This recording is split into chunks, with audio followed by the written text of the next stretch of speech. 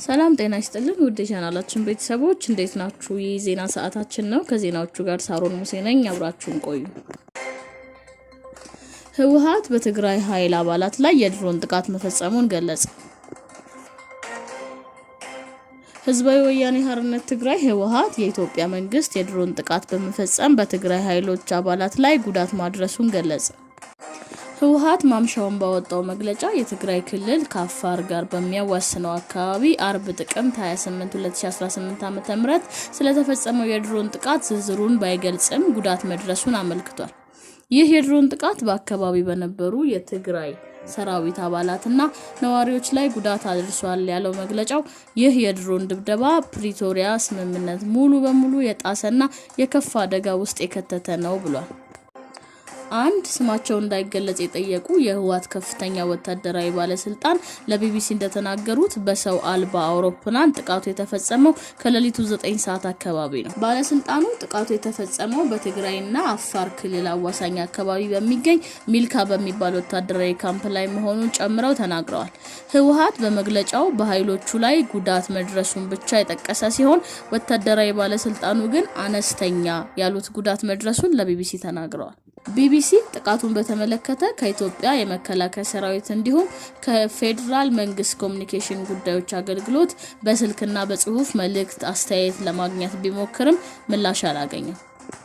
ህወሓት ባወጣው መግለጫ በትግራይ ህዝብ ሞትና ስቃይ የሚረካው የኢትዮጵያ መንግስት የፕሪቶሪያ ስምምነት ወደ መጣስ ተሻግሯል በማለት ዓለም አቀፍ ማህበረሰቡ ተጨማሪ ደም መፋሰስ እንዳይመጣ የበኩሉን ይወጣ ሲል ጠይቋል።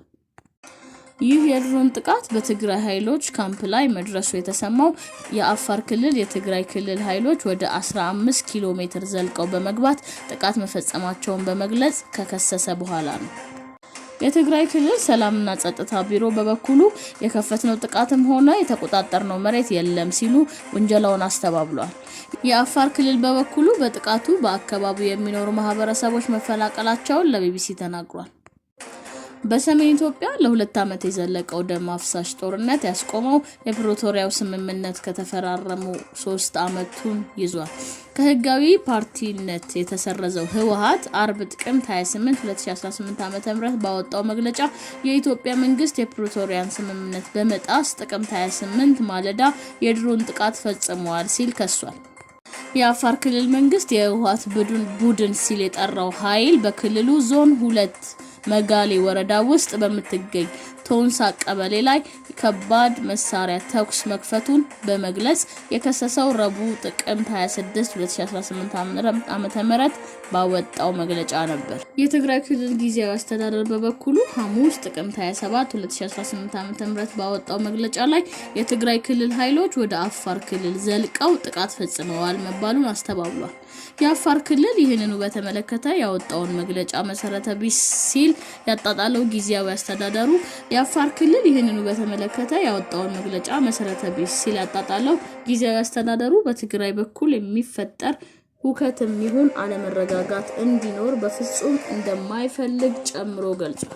የመጋሌ ወረዳ ዋና አስተዳዳሪ የሆኑት አቶ አብዱ ሼህ በራ ኡስማን ለቢቢሲ የትግራይ ኃይሎች በሞርታርና በዙ 23 ከባድ መሳሪያዎች ተኩስ መክፈታቸውን የአካባቢው ነዋሪም ተደናግጠው መሸሹን ተናግረዋል። አስተዳዳሪውም ከአካባቢው የሸሸ ማህበረሰብ ቁጥር ምን ያህል እንደሆነ አልተናገሩም። ከቅርብ ጊዜ ወዲህ ህወሓትና የፌደራል መንግስት አንዳቸው ሌላኛቸው የፕሪቶሪያል ስምምነት በመጣስ ይከሰሳሉ። ሰኞ ጥቅምት 24 2018 ዓ.ም ከ5 ዓመት በፊት በትግራይ ውስጥ በነበረው የአገሪቱ ጦር ሰሜን እዝ ላይ የተፈጸመውን ጥቃት ለመዘከር ለተሰበሰቡ ከፍተኛ ወታደራዊ መኮንኖች የአገሪቱ ሰራዊት ኤታማዦር ሹም ባደረጉት ንግግር ህወሓት የፕሪቶሪያን ስምምነት የሚጥሱ ተደጋጋሚ ተግባራት ፈጽሟል ሲሉ ከሰው ነበር። ህወሓት ከፕሪቶሪያው ስምምነት በኋላ የሰራቸው ትንኮሳዎች፣ ስራዎችና ሴራዎች ወደ ጦርነት ለመግባት በቂ ናቸው፣ ከበቂም በላይ ነበሩ በማለት ምክንያቶቻቸውን ዘርዝረዋል። የትግራይ ክልል ጊዜያዊ አስተዳደር ሐሙስ ጥቅምት 23 2018 ዓ.ም ባወጣው መግለጫ ላይ የፌደራል መንግስቱ የፕሪቶሪያል የግጭት ማቆም ስምምነት በአግባቡ እንዲፈጽም አላስቻለም ሲል ቅሬታውን አቅርቧል። የትግራይ ጦርነት ያስቆመው የፕሪቶሪያ ስምምነት የተፈረመው ጥቅምት 23 2015 ዓ.ም ነበር። ባለፉት ወራት በፌደራል መንግስቱ ባለስልጣናትና በህወሓት መሪዎች መካከል የሚካሄደው መካሰስ ዳግም ግጭት እንዳያስከትል ስጋት ፈጥሯል ሲል ቢቢሲ ዘግቦታል። አዳዲስና ወቅታዊ ዜናዎች ለማግኘት ቻናላችንን ላይክ፣ ሼር፣ ሰብስክራይብ ያድርጉ።